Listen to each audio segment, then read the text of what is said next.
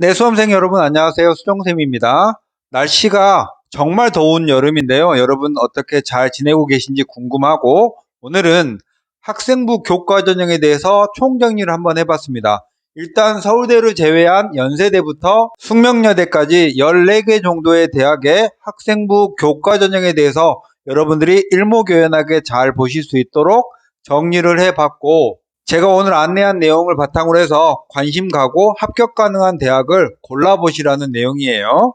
일단 학생부 교과 전형은 학생부의 교과 성적을 수치로 바꿔서 랭킹을 매겨서 합격자를 가리는 전형인데요. 그것 이외에는 수능 최저학력 기준이 결합되고 거의 없지만 일부 대학은 면접을 보고요. 그리고 학생부를 정성평가하는 등의 이런 것들을 결합해서 합격자를 가리는데 그중에 절대적인 건 학생부 교과 성적하고 수능 최저가 있는 대학은 수능 최저학력 기준이 합격의 중요한 열쇠죠. 일단 이렇게 14개 대학 중에서 면접을 보는 대학은 이화여대가 유일하고요. 대신 이화여대는 수능 최저가 없습니다. 또 학생부 교과 전형의 중요한 특징 중에 하나는 학교장의 추천을 받아야 되는데 대부분의 상위권 대학은 학교장의 추천 인원을 제한하고 있고 여러분이 학생부 교과 전형에 지원할 때는 학교에다가 저 추천해 주실 수 있는지 여부를 확인하고 추천해 준다고 할 때만 지원을 하고요. 추천을 받으면 학교에서 여러분이 지원한 대학의 추천 사실을 정해진 기간에 온라인으로 알리게 된답니다. 그래서 우리 학생부 교과 전형이 학생부 종합 전형이나 논술 전형에 비해서는 합격 불합격을 쉽게 예측할 수 있고 작년과 크게 그 대학의 전형 방법이 바뀌지 않았다면 작년 입시 결과를 보고 올해 합격도 거의 정확하게 예측할 수 있는 전형이에요. 그러니까 학생부 교과 전형을 여러분의 수시에서 안정권의 개념으로 생각하고 쓰시면 좋겠고 학생부 교과가 우수한 학생들은 학생부 교과로만 안정, 적정, 상향까지 해서 욕심을 내시면 되겠습니다. 첫 번째 전형 방법 요약은 전체적으로 이 대학은 이렇게 학생을 뽑는구나를 요약해 놓은 표인데 면접은 이화여대만 보기 때문에 아예 이 표에서 제외를 했고요. 연세대부터 보시면 교과로 100% 선발을 하고 수능 최저가 있습니다. 학교장 추천 인원은 학교당 10명을 추천받을 수 있고 정성평가 항목은 없고요. 지원은 고3만 할 수 있습니다. 여기에 고3은 고3만 2024년 이후 졸업자는 현재 재수생 고3만 지원할 수 있다라는 뜻으로 이해하시면 되겠습니다. 고려대는 교과 80에 서류를 반영하는데 교과 이수 충실도하고 공동체 역량을 반영하고요. 한양대는 교과 90에 교과에 관한 정성평가가 있고 교과 학습 발달 상황과 학교생활 성실도에 관하여 평가를 하고요. 성균관대 교과 100에 15명의 추천을 받을 수 있고 정성평가는 학업 수월성과 학업 충실성에 평가를 하고요. 역시 고3만 지원할 수 있고 서강대는 교과와 출결을 10% 반영하는 게 특징입니다. 20명까지 추천을 받을 수 있고 중앙대도 교과 90에 출결 10% 반영을 하고요. 재수생까지 지원을 할 수 있네요. 그리고 경희대는 교과 비교과가 70%, 교과 종합평가가 30%인데 이 교과 비교과 70 안에서 그 안에서 교과가 80, 출결 봉사가 20% 반영을 하고요. 고3 학생의 5%까지 추천을 받을 수 있고 현역 고3만 지원할 수 있습니다. 정성평가는 학업 성취도, 학업 태도 등이 있습니다. 시립대는 교과 100에 10명까지 추천받을 수 있고 수능 최저가 있죠. 그리고 정성평가는 안 하고 재수생까지 할 수 있습니다. 이렇게 한국외대도 있고요. 이화여대만 유일하게 단계별 전형인데 1단계에서 교과 100으로 5배수를 뽑고 2단계에서는 1단계 80에 면접이 20% 반영을 하고 대신 수능 최저가 없습니다. 수능 최저가 없는 대학이 이화여대, 건국대, 동국대가 수능 최저가 없는 특징을 가지고 있고요. 건국대는 추천 인원에 제한이 없습니다. 그러니까 여러분이 학교에 크게 밉보이지 않았다면 추천을 받을 수 있겠죠. 건대는 교과 70에 교과 정성평가가 30% 반영을 하고요. 동국대는 교과 70에 서류가 30%인데 서류가 교과 관련한 영역만 평가를 합니다. 나이에 따른 지원 제한은 없고요. 홍대 교과 100에 10명까지 추천받을 수 있고 수능 최저가 있고 2023년 이후 졸업이니까 현재 3수생까지 지원을 할 수 있습니다. 숙명여대 교과 100에 나이 학년 제한도 없이 지원을 할 수 있습니다.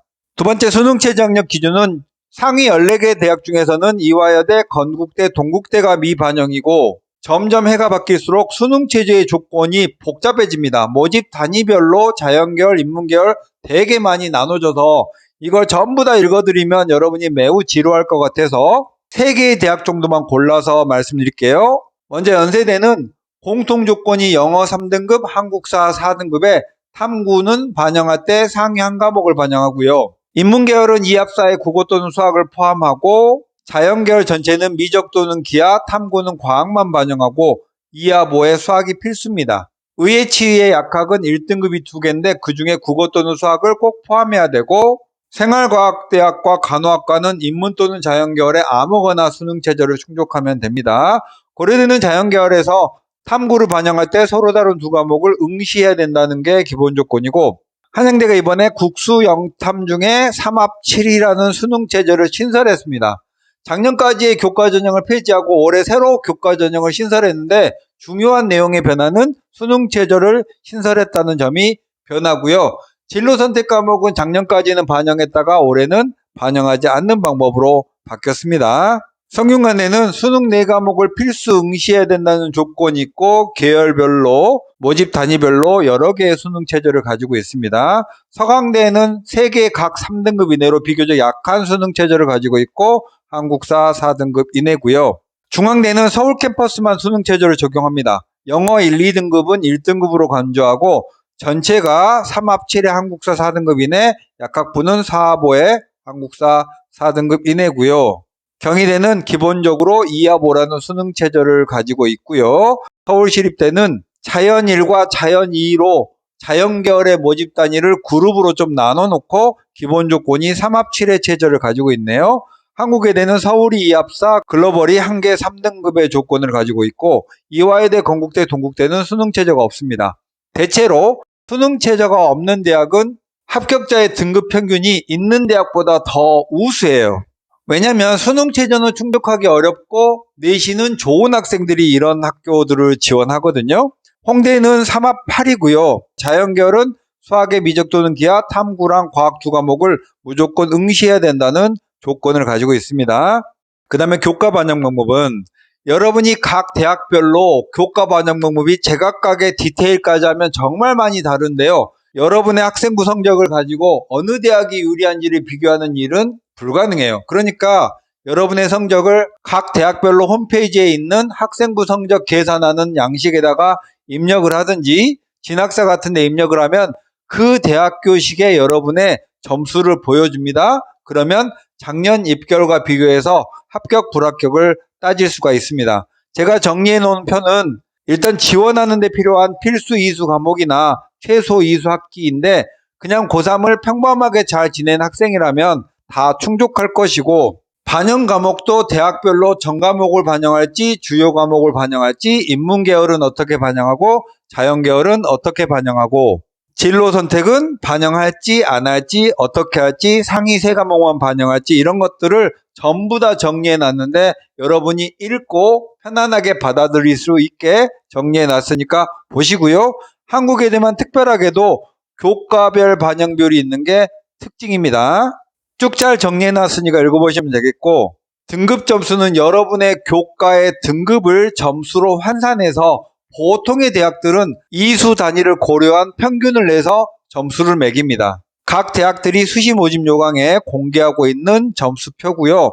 사실상 3등급 이하로 내려가면요 의미가 없습니다. 합격한 학생들은 대부분 1, 2등급대 이내에서 결정이 되기 때문에 여러분의 교과 성적 중에 4, 5, 6, 7등급의 과목이 많다면 이런 대학은 합격이 거의 불가능합니다. 숙명여대는 점수 계산 방법이 조금 복잡해서 따로 발췌를 했는데 이거 읽고 해석하지 말고요. 그냥 점수를 입력해 보시면 좋겠고 서강대랑 중앙대의 출결에 관한 점수도 미인정 결석에 대해서 점수를 조금씩 까는 구조로 되어 있고요. 경희대는 출결과 봉사활동에 대해서 결석일수, 봉사시간을 가지고 점수화해 놓은 표입니다.